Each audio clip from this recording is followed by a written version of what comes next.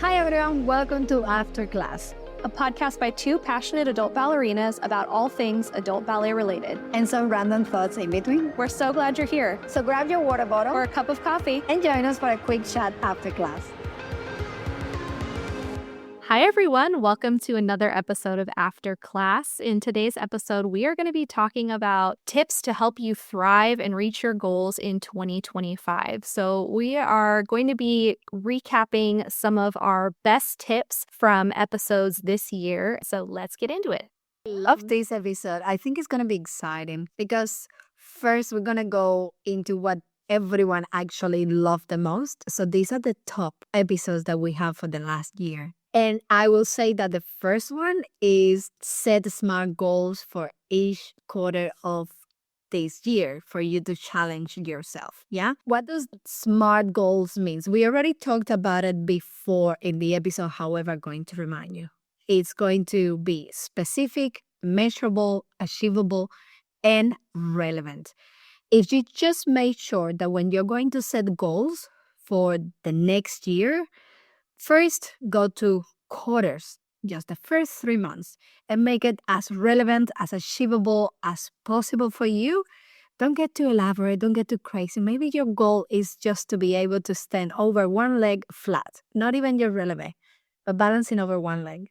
So you just start just by doing these simple 4 steps, smart goals. That will be a perfect way to start the year, and you will see a lot of improvement immediately. Yeah, I think, like you said, goals are such a great way to make sure that you are really getting the most out of a time span. And I think it's easy to look at a year and kind of feel like, where do I even begin? And I think, like you said, breaking it into quarters is a really great way to set goals in smaller increments. And using that SMART acronym will really help you hone in on your goals so that they're not just these kind of general statements of like, oh, I just want to get better at my pirouettes, doing things like Exactly.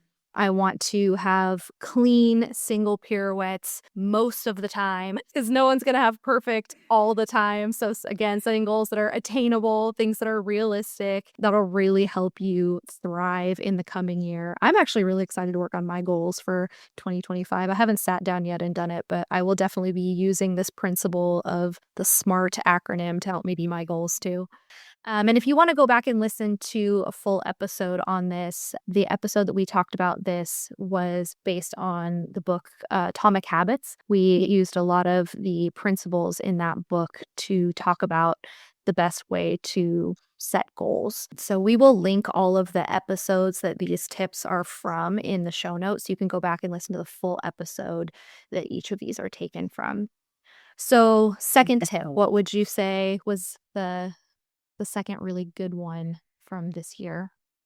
This one was really interesting for everyone and even for me, which I wasn't really well informed on this type of topics related to ballet, and it was prioritizing proteins and hydration while training. And this episode, it was pretty interesting. And actually, I wasn't able to come to the interview because I had to work and I was really busy, but I listened afterwards to the podcast. And oh my God, the amount of things and information that we don't have that is so relevant for athletes, dancers, and especially when we are adults. Yeah, I loved recording that episode. That was the one with Tavine, who's a registered dietitian. And I think that was actually a 2-part episode. If you haven't listened to those, you should definitely go back because she is so knowledgeable and so passionate. And she talked a lot about protein and the importance of protein for recovery, specifically with our muscles. And she gave a lot of really good information about nutrition, specifically for athletes, dancers, people that are, doing a lot of physical activity in the week, which as ballet dancers, most of us are. So that was a really good one. I learned a lot from that too, and we'll definitely be trying to apply those in 2025, really trying to stay on top of protein intake and hydration specifically, because I definitely feel a difference when I am eating more protein and when I'm staying hydrated, drinking a lot of water. I feel the difference. And so sometimes it's just easy with the busyness of life to let those things kind of slip a little bit, but that's definitely going to be a goal for me and will definitely help you feel your best in 2025 if you do those things. And it's knowing the difference between eating too much versus eating what you actually need, what your body actually needs for the next hour and a half.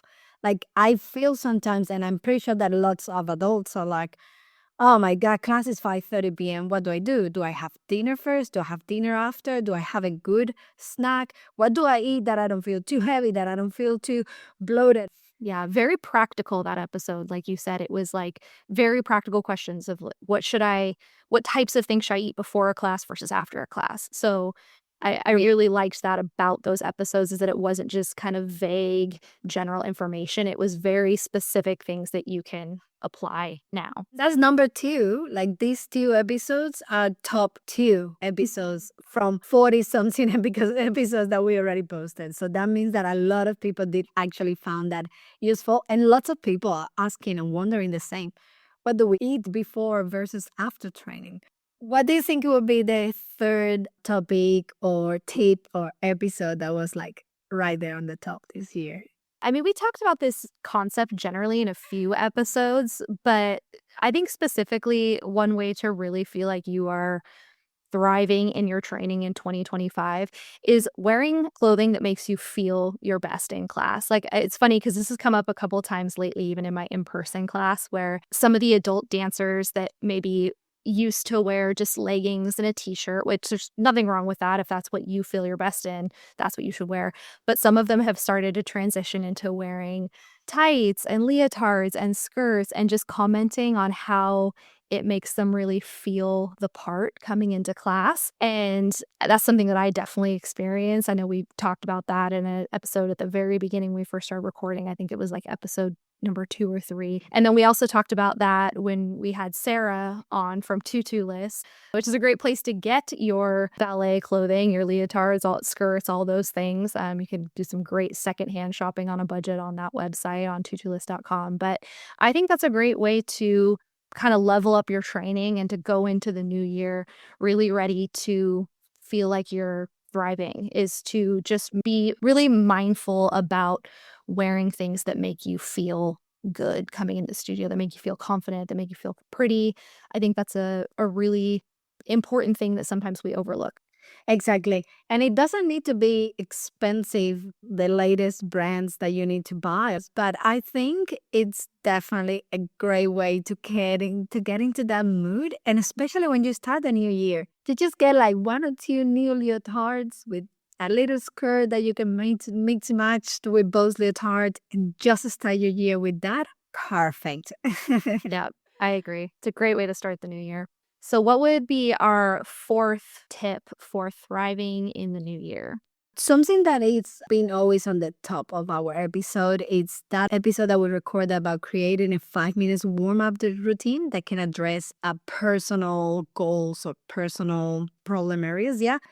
And sometimes we get to the ballet class, and I do most of the time a good warm up. The first two exercises of the bar class are good warm ups, but they're so general and they're just for everyone. So it will be really good if you make sure once you finish writing your SMART goals, just write down a quick warm up that you felt that worked for you.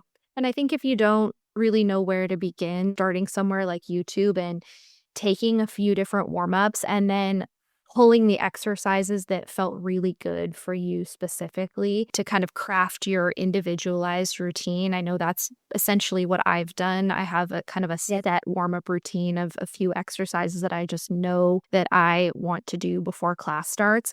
And they're just a combination of exercises that I've kind of pulled from different places when I've taken a YouTube class or worked in person with a trainer, of things where I'm like, oh, that feels really good on my low back, because for me, that's an area that has been problematic. And so I really like to make sure my low back is warmed up. So there's a couple exercises that I just really like and feel really good for me. And so I added those into my little 5 minute routine. So I think if you don't know where to start, just notice the exercises either that your teacher gives or that you've done on YouTube that feel really good for you and write them down in a notebook and just have a little routine that you can reference. Because sometimes I think if we come into class and we're a little bit frazzled, especially if it's in person and in the moment you're like, oh, I know I need to warm up, but I'm not really sure what to do. If you have a little routine written down and then eventually kind of memorized, it makes it really easy to just have a go-to warm up that, like you said, kind of addresses your specific little problem areas.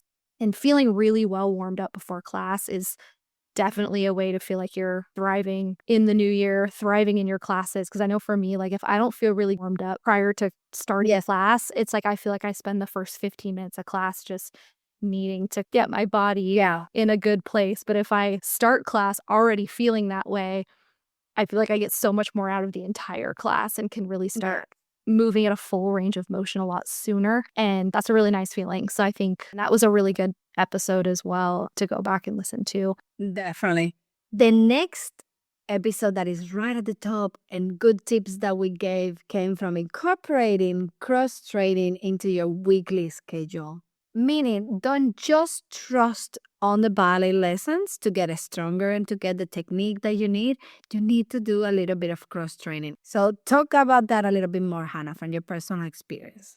Incorporating cross training is so important because ballet in particular is a very repetitive type of movement. You know, we tend to move our bodies in the same ways. We're doing a lot of the same steps. We're doing everything turned out.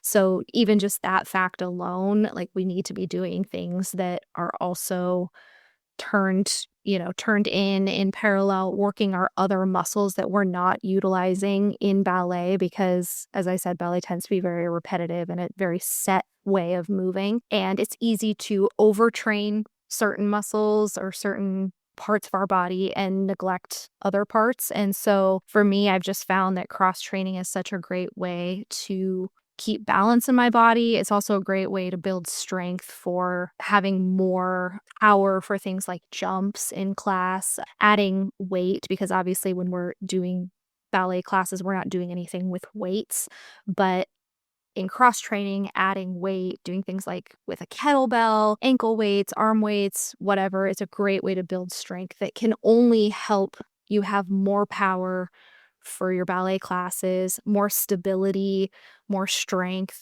Could be anything. It could be totally anything. So it doesn't need to go, oh my God, now I need to buy a membership to the gym next year. Nope.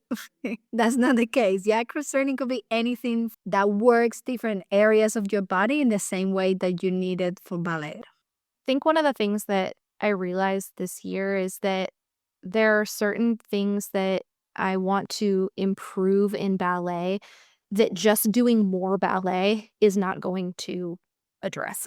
Sometimes you have to do something totally different to achieve the thing that you want to be better at in ballet. And like, I really am realizing this with power for jumps. Like, I want to have Yeah. more powerful jumps next year. Like, I want to get off the ground higher, faster, all the things. And just doing more Grand Allegro isn't going to achieve that necessarily. It's not the best way, I don't believe. I don't think it's the fastest way. And so doing cross training for things that are really going to build strength, adding weight in, doing, things like squats, different things like that, that's what's going to give you the results, not just doing more ballet. So I just think it's such a necessary thing to incorporate if you really want to reach your goals in the new year. Yeah.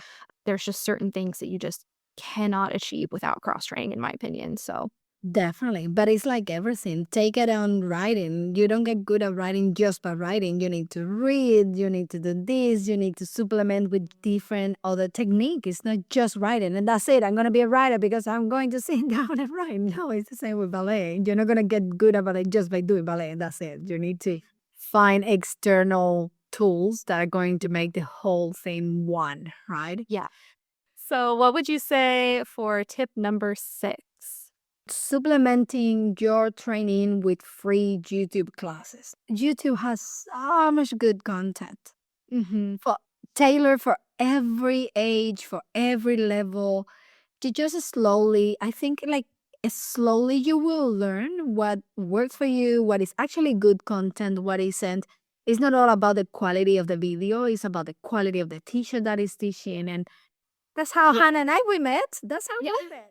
Yeah, that is actually how we met, is because I did your classes on YouTube, which were lovely, and people should definitely check out your channel specifically for free YouTube classes. It's a great place to get those to supplement your training. I think in the episode that we did that was all about getting the most out of YouTube classes, we talked about this. YouTube classes can be a really great way to practice and work on the feedback that you're getting in live classes. And so, talking about ways to really thrive in 2025, that's a great tip, is using those free YouTube classes to implement and practice the feedback that you're getting, because obviously none of us has an infinite budget for classes. And so at some point you might say, okay, I can only afford to take 3 in-person classes a week, but you can take a couple more free YouTube classes to work on the Yeah. corrections that you're getting in those classes. And that's a great way to accelerate your progress and to meet your goals faster in the new year, is to use that free resource to really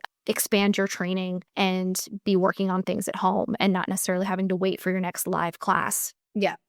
And I don't know, in YouTube, like if you start with my channel, I have like 5 different videos on how to do a simple pirouette. I have 5 different videos on how to do fuetes or allegros. And I'm saying me, obviously, because I know what I posted there. But like me, there is other ballet teachers that have done exactly the same. So you go to your class and you grand allegros are not working for some reason, then find the step, find the explanation, and then you might be able to improve that grand allegro just by knowing what the step comes from. And you use YouTube, you were at home, and you can always go back to it. And you can pause, you can fast forward, and it's pretty great for supplementary training. I think too, one of the things I really appreciate about YouTube is that there are things that I either forgot to ask in class or like felt like I couldn't ask in class. You know, if you're taking a class that feels a little bit above your level and you're like embarrassed to ask a certain question, chances are if you look on YouTube, you will be able to find an answer to that. Like when I came back to ballet as an adult, I remember being so confused by all the body positions of like écarté, effacé, croisé. And I found a video that slowly and methodically just broke down the body positions. And it was life changing for me in that moment to be able to go back into the classroom, the in person setting, and feel like I actually knew what the heck was going on when they were giving directional cues. And so I think that's a great way to use YouTube to reach your full potential and reach your goals in 2025, is asking it the questions to kind of fill in your knowledge gaps. All right, so you're ready for the last tip? This is a very good tip.